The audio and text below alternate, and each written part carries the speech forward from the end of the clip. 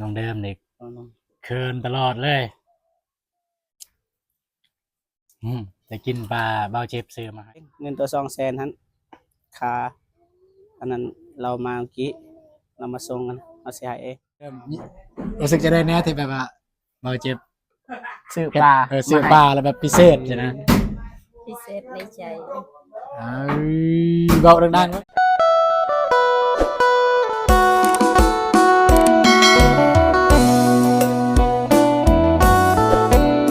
เอากราบทักทายสบายดีเด้อสบายดีเนาะตอนนี้เฮาอยู่ไสบ่เจ็บ บนเก่า บ้านน้องเดิมเนาะก็สืบต่อคือเก่าเพิ่นน้องเอ้ยอยู่บ้านน้องเดิมคือเก่าจนแล้วพุ่นแหละเนาะพี่น้องเนาะก็มาอัปเดตเบิ่งว่าฮอดไสแล้วเอ้าก่อนเข้าเรื่องก็กราบทักทายสวัสดีแล้วก็สวัสดีพ่อแม่พี่น้องเบิดทุกคนเนาะยินดีต้อนรับ2ตูน Channel เนาะบ่ว่าอยู่ภายในหรือต่างประเทศเนาะพี่น้องเนาะเอ้าบ้านน้องเดิมเป็นแนวใดก็สิพาเลาะพาชมเบิ่งนํกันเลยพี่น้องเนาะไปเนาะ FC หลายคนว่าถ่ายให้เบิ่งแหน่ถ่ายมุมกว้างให้เบิ่งแหน่ว่าซั่นบ่ตูนก็สิถ่ายทางอ้อมรอบนี่อ้อมนั่นเลยพี่น้องเอ้ยก่อนสิขึ้นไปเทิงก็สิถ่ายทางลุมก่อนเนาะพี่น้องเนาะไปนี่ก็ตอนนี้สร้างเพิ่นกำลังเฮ็ดห้องนอนพี่น้องเนาะเพิ่นก็เฮ็ดห้องนอนอยู่เนาะนี่ก็อยู่เบื้องนี่พี่น้องเนาะทางนี้ก็น่าจะเป็นโปงเอียมันอยู่เบื้องนี้พี่น้องเนาะก็เป็น2ห้องอันนี้ห้องหนึงอันนี้ห้องหนึงก็บ่ฮู้ว่าเป็นน้องเดิมบ่หรือว่าน้องเด่นได้นอนบ่นี่ ก็ได้ทั้ง2คนนั่นแหละพี่น้องเอ้ยนะกลางก็สูงประมาณเมตรปลายเนาะเนาะสูงเท่าไรกลางเนี่ยไอ้แดง ล้างรถ แมน เม็ดหกนี่แหละ โดยมันจะมาสกินไปหาสร้างอยู่เทิงเลยสิถามเป็นอะไรแน่เนาะ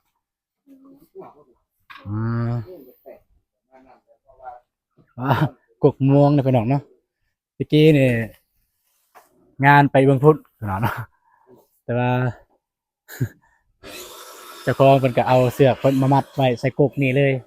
เป็นกกม่วงของไอ้น้อยนะพี่น้องเอ้ยม่วงแบบแง่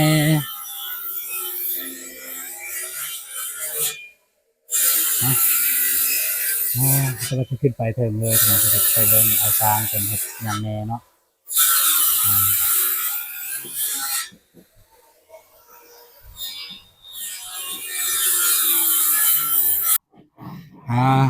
ทางบ่เจ็บกับบ่ตูนก็ซื้ออันนี้ไว้เรียบร้อยพี่น้องเอ้ยก่อนประตูแต่บ้านเมื่อเช้านี่ก็ซื้อมาเลยพี่น้องเอ้ยมีล็อกประตูมีบรรพับประตูมีครบนะเรียบร้อยแล้วเนาะประตูใหญ่มันจะอยู่ระหว่างกลางพี่น้องเอ้ยมันจะอยู่ระหว่างกลางเลยก็ตามผู้ใหญ่เพิ่นเพิ่นว่าเพิ่นมักแบบนี้ก็สร้างเฮาก็จัดแบบนี้เลยพี่น้องเนาะเพิ่นว่าเพิ่นมักแบบนี้เฮาก็จัดแบบนี้อยู่ระหว่างกลางถ้าความมักของเบาตูนเองกับเบาตูนมักแบบแคมนี้ข้างนี้ความมักของเบาตูนแต่ว่าคันเบิ่งแต่นอกเนี่ยอยู่ระหว่างกลางเนี่ยมันก็งามมีความว่างามอยู่พี่น้องเนาะ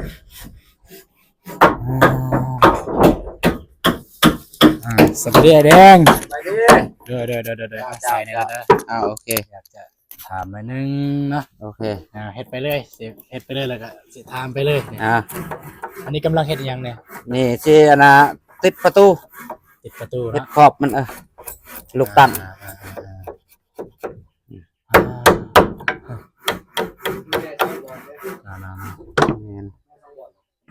ประตูใหญ่บ่2บ่อน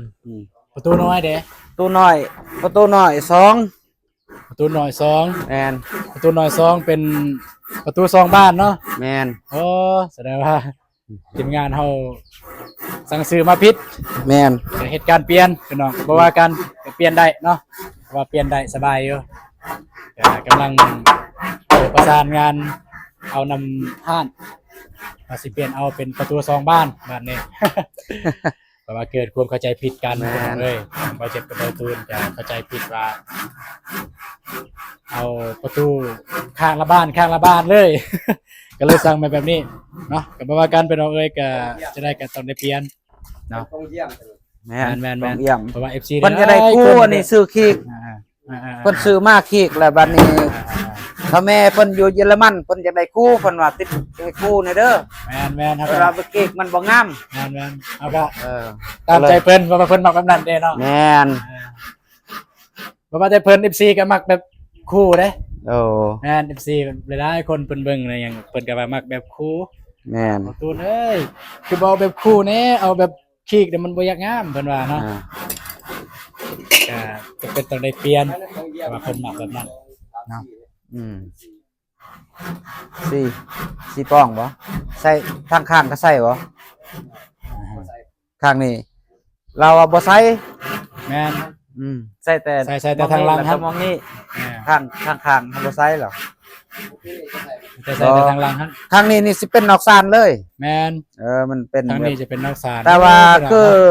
คือของเขาหันเขาใส่แล้วข้างนี้เขาก็ใส่ข้างนั้นเขาก็ใส่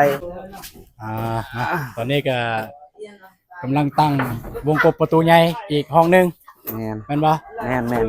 เนาะนี่วงกบประตูใหญ่บ้านหนึ่งอีกวงหนึงนะทางไอ้ซางเขาก็กำลังจัดการนะพี่น้องเอ้ยนะ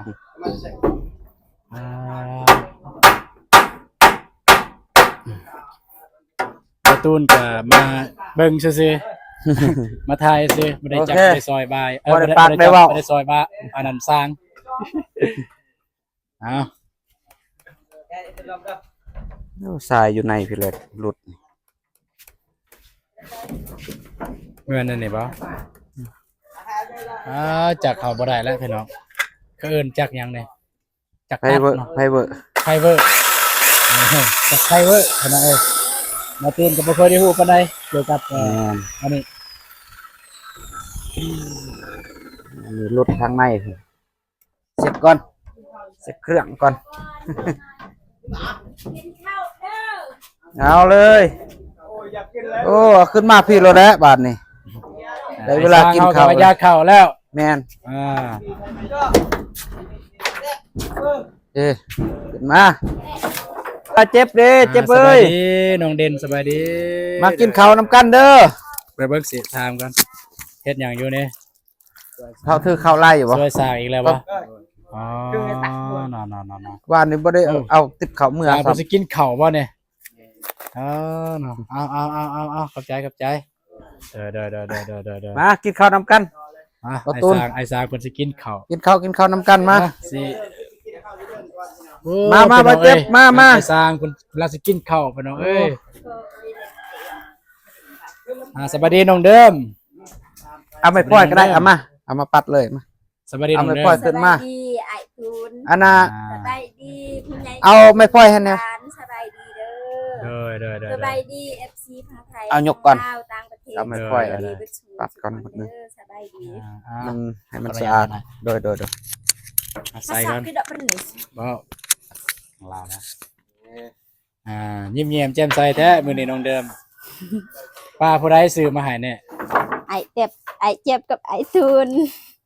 บ่ไอ้คิดว่าเนี่ยป้าเบาเจ็บซื้อมาให้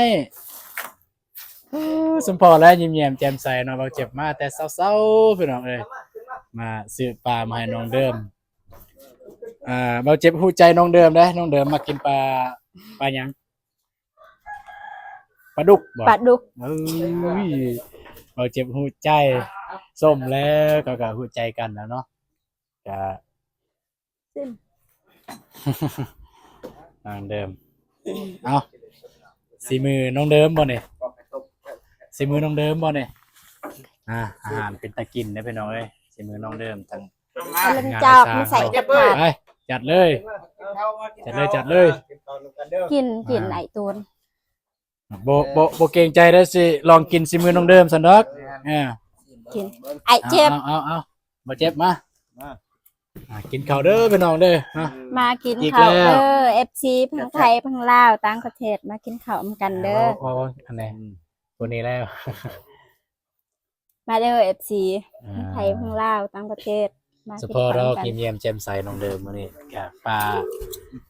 ผู้บ่าวซื้อมาให้พี่น้องเนาะ เอ้าบรรยากาศมื้อนี้ก็มีหยังหลายพี่น้องเอ้ยก็เป็นภาระอีกแล้วเบาตูนมากินข้าวหอมพามากินปลาร่วมท้องเพิ่นว่า เงินผู้ใหญ่แต่ว่าขึ้นกับน้องเดิมแล้วเนาะเดินมาตรงนี้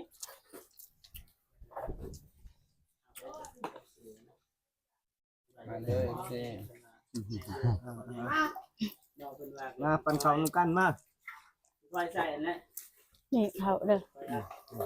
อ๋อกลับมาแต่ว่าสิถ่ายเป็นช็อตเอาเด้อพี่น้องเนาะก็กินข้าวพี่น้อง คือบอกกระจุก มาได้เบาเจ็บมาได้เจ็บกินข้าวได้เนาะน้องเดิมเด็กคืนตลอดเลย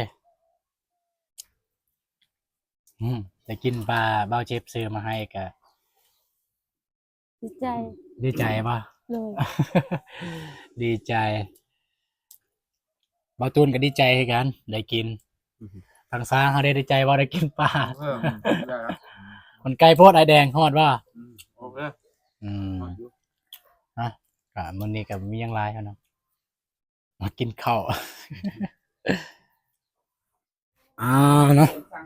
ไม่ก็มาแล้วพี่น้องเอ้ยก็สั่งมาเปลี่ยนพี่น้องเนาะรู้สึกว่ามันอยากใหญ่แดดแต่ก็งามเด้เนาะงามอยู่ได้แล้วประตูซองบ้านพี่น้องเอ้ยเนาะฟองเอี่ยมซองบ้านห้องละ1ประตูแต่ประตูละ2บานเฮาก็ได้ทำการเปลี่ยนเป็นที่เรียบร้อยเนาะ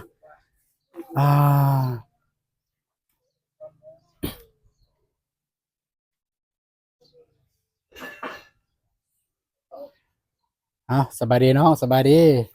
มาผู้เดียวบ่ ได้ อ่าเนาะก็ไม่แต่ว่าตัวนี้ก็ให้น้องเอามือขึ้นเพราะว่าทางเบาตูนกับเบาเจ็บก็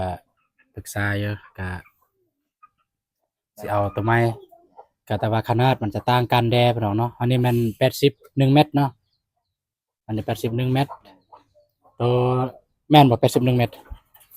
41เมตรอันนี้41เมตร 10 คน1 เมตร ก็ได้ตัวสร้างมาใหม่อ่ะนะ50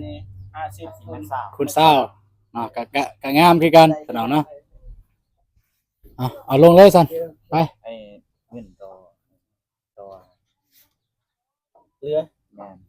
แต่ว่าอันแม่เพิ่นว่าจังได๋ มันถืออยู่ไปส่ง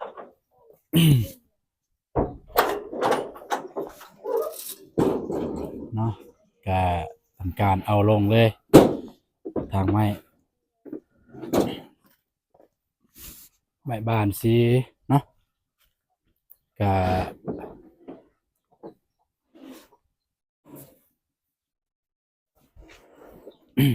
ได้ปะ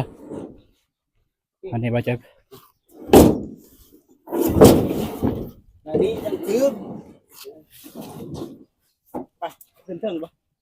อ้ายครับนี่ ไอ้สร้างไอ้แดงเอ้ยกินแล้วบ่เข้า กันยังเราสิวางนี่เด้อ ตรงนี้ ด้วย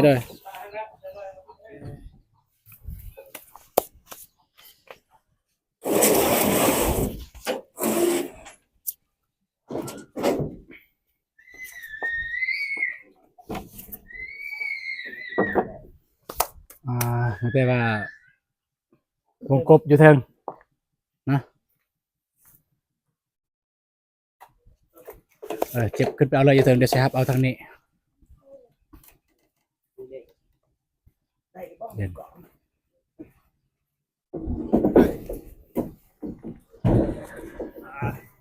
เย็นเด้อ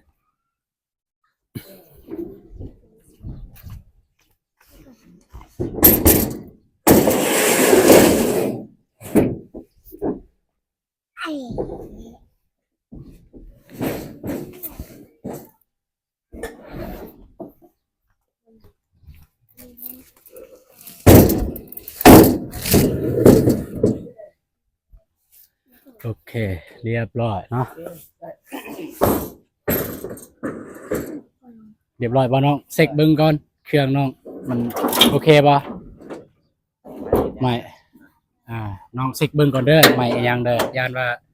ตึกขีดตึกคูดสินะ ถือกถือฟันถือยางกันเนาะถือมีดถือยางกันเนาะน้องเซ็กเบิ่งก่อนเครื่องน้องอ่า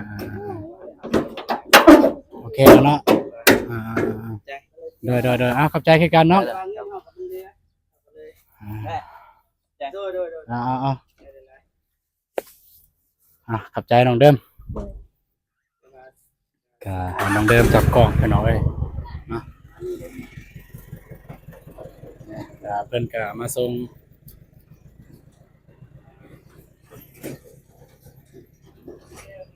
โอเคไม่ได้ว่า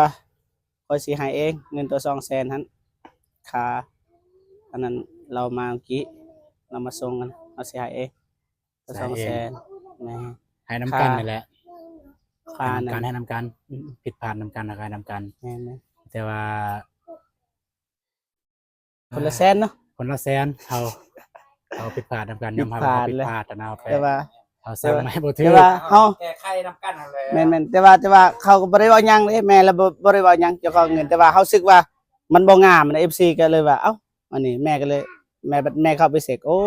พวกลูกก็นั่นผิดแม่เราบอกถูกแล้วแต่ทำผิดนะ แม่นแม่มันบอกถึกแล้วประตู แม่ สองบ้าน แม่น แบบดูคนประตูสองบ้านนะเฮาได้ยินแต่ว่า4บ้านนั่น4บ้านนะประตูบ้านนั่น4บ้านแนวนั้นนะประตูบ้าน4บ้านเราคิดว่าเบื้องละบ้านเลยนะตอนนั้นนะ แม่น เนาะ แต่ บ่ ว่า ว่ากันพี่น้องเอ้ยก็บ่แม่น บ่ว่ากัน ว่า เฮาก็ เป็น แก้ เรื่อง ไข ใหญ่แม่นก็เรื่องที่เฮาแก้ไขกันได้อะนะก็บ่ แม่นสร้างเพิ่นก็บ่ได้เฮ็ดอีหยัง แม่น แต่ว่าเขา สร้าง เปลี่ยนทัน สร้างก็ยังบ่ทันได้ตัดได้หยังใหม่อะนะแต่ว่าก็ยังบ่ทันได้สิหายหยังว่าซั่นซะ แม่นเพราะว่าเฮานั่งปรึกษากันเมื่อกี้ อ่า นะปรึกษากันก็เลยบ่ถูกกันนะเฮาก็เลยเอาสร้างใหม่ อ่า ประมาณนั้น ประมาณนี้โอเค เข้าใจบ่เจ็บเข้าใจ เด้อ เนาะกินข้าวก็อิ่มเรียบร้อยแล้วพี่น้องเนาะไอ้สร้างเฮาก็แป้งจากหยังเลยเอิ้นหั่น ไอ้เวอร์ จากไฟเวอร์บ่ตูนบูเอิ้นซ้ํจากไฟเวอร์ โอ้ เอิ้น ใน ว่า นามอันนั้น เนาะ แม่นก็นามันใต้มันขาดอยู่ไหน เนาะพี่น้องเนาะก็ ครับ กินข้าวกินน้ำเรียบร้อยสิมือน้องเดิมก็ น้องเดิมกับน้องซิม น้องเดิมกับน้องซิมพี่น้องเนาะก็ป้าของเบา บ่าวเจ็บบ่าวตูน เบาเจ็บนี่แหละ เบาเจ็บซื้อมาให้ย้อนจึงอยากซื้อปลามาให้ถามในแบบด้วยความสงสัยได้หนึ่ง โอเคเดี๋ยวตอบให้ความหมายก็คือเพราะว่าไปเบิ่งน้องเดิมกินข้าวเที่ยงแต่ละเทื่อก็ไอ้สร้างเพิ่นเลี้ยงไอ้สร้างอะนะ เฮาก็เอ้าบ่เป็นตากินนะมีบ่ประมาณนั้นนะเฮาก็เลยนึกถึงว่าเอ้าซื้อปลาให้ซะจักโลนึงประมาณนั้น บริมีแนวอื่นดี มี บริมีแนวอื่นแบบพิเศษบ่ พิเศษสำหรับน้องเดิมพิเศษแล้ว พิเศษสำหรับน้องเดิมรู้สึกจะได้แน่ที่แบบว่าเบาเจ็บ ซื้อปลา ซื้อปลาแล้วแบบพิเศษใช่นะ พิเศษในใจ เบาดังๆเว้ยบ่ได้ยินไม่ได้ยินว่า อ้าว พิเศษในใจ โอ้โหพิเศษในใจ เอาให้ไล่เลย รู้สึกว่าน้องเดิมเดี๋ยวนี้ยิ้มแย้มแจ่มใสอยู่ รู้สึกว่างามขึ้น งามขึ้น เสื้อปะเสื้อปะ เสื้องามขึ้นเดี๋ยวนี้น้องเดิม เพราะแต่ก่อนนี่จอยรู้สึกว่าจอยเดี๋ยวนี้รู้สึกว่าเต็ม จอยดำเลยได้ตะกี้เด้ มันแม่นจักเว้าได้ เออ เดี๋ยวนี้ใครแน่รู้สึกว่าเรื่องเดี๋ยวนี้ดิแบบสีดินแล้ว แม่นแบบเต็มใบหน้าก็เต็ม เต็ม เดี๋ยวนี้ เลย งามขึ้นเว้าเรื่องส่วนตัวนะบ่ได้ที่แบบว่าเอ้ยบ่เว้าดักมันสิเป็นดราม่า เนาะบ่เว้าเดี๋ยวคันสิเว้าก็เว้าพูนติดตามตอนต่อไปเป็นไงตามตอนต่อไป มันมีอยู่เรื่องแบบที่ FC ยังบ่ฮู้แต่บ่แม่นเรื่องหายดอก แต่เรื่องน้องเดิมแต่ว่าบ่เว้าติดตามตอนต่อไปเรื่อยๆ เอาดีหรือเขา ข่าวดี ดี น้องเดิมนี่ลีได้น้องเดิมยิ้มแย้มแจ่มใสแท้กะเบาตูนทายเนี่ยน้องเดิมยามใดกันเห็นแบบโศกเศร้า FC เว้าอย่างนั้นเบาตูน บ่อยากให้โศกเศร้าเนี่ย เป็นหยังน้องเดิมก็โศกเศร้าแท้นั่นเฮาก็บ่อยากให้น้องเดิมโศกเศร้าเด้อีหลี ตอนนี้ก็อยากให้น้องแนวใดก็ได้ให้มีความสุขกับท่านซะ อ่า เอาเฮ็ดทุกวิธีทางเลย บ่ลายยายนางพี่น้องเอ้ยกะเมื่อกี้เนี่ยก็2-3เรื่องนึงก็มากินข้าวมา โด ซองก็มาอัปเดตเบิ่งสร้างเพิ่นเฮ็ดฮอดไซแล้ว3ก็คือเอามาเปลี่ยนไม้วงกบ กบ ทางพนักงานทางห้างเพิ่นก็มาทุงก็ยอมรับเนาะเพิ่นก็เห็นใจเฮาคือกันที่แท้จริงนี่ เอาต้องไปเปลี่ยนเอง เฮาต้องไปเปลี่ยนเองเพราะว่าเป็นคนผิดนะเฮาต้องไปหาเพิ่นเองแต่ว่านี่เพิ่นมาเปลี่ยนให้เฮา ขอ แต่ว่าก็โอเคเนาะสำหรับคลิปนี้ก็สิขอตัวจบอยู่บนนี้เลยเด้อเนาะก่อนอื่นหมดก็ต้องขอขอบใจFC ทุกท่านที่ติดตามรับชมคลิปของบ่าวตูนแต่ต้นจนจบเนาะขอกล่าวคำว่าสบายดีเด้อสบายดีบ๊ายบายเจอกันในคลิปต่อไปพี่น้องไป โอเคไป